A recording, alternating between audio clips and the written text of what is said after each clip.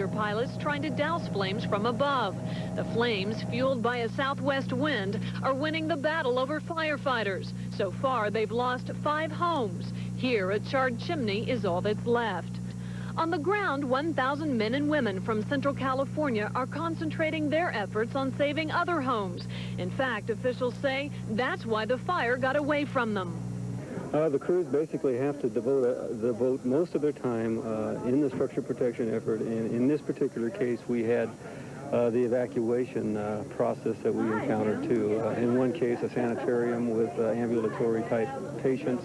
In all, 10 mountain communities have been evacuated. Near Auberry, Alicia Graham keeps a close eye on the flames as they inch down the hill. Evacuated from an area near Fresno where an arson fire has consumed at least 6,500 acres and several homes.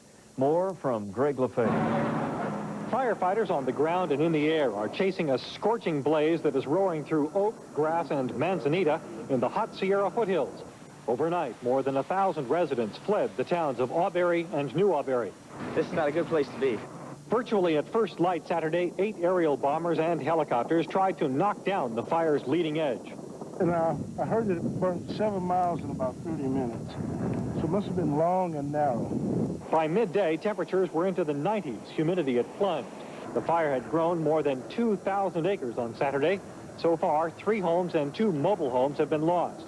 Firefighters are spending less time on the fire lines and more protecting the homes that dot the hillsides. The north and west flanks may be held soon, but the south and east flanks of the fire are wide open, headed for the next town. We expected to make a run this afternoon towards Meadow Lakes. A lot of homes, a lot of ranches. A lot of homes, a lot of ranches. And right now, they're doing the best they can to put a black line, try to keep it from making that run.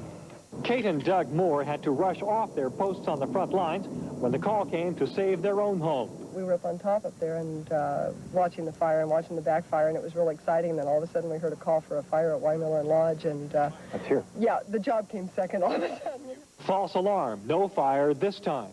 They strongly suspect arson in these places. It is the 3rd in a week.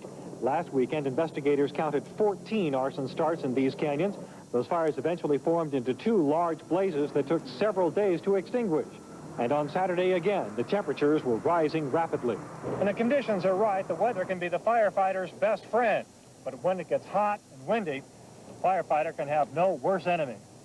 Greg Lefebvre, CNN, Auberry, California.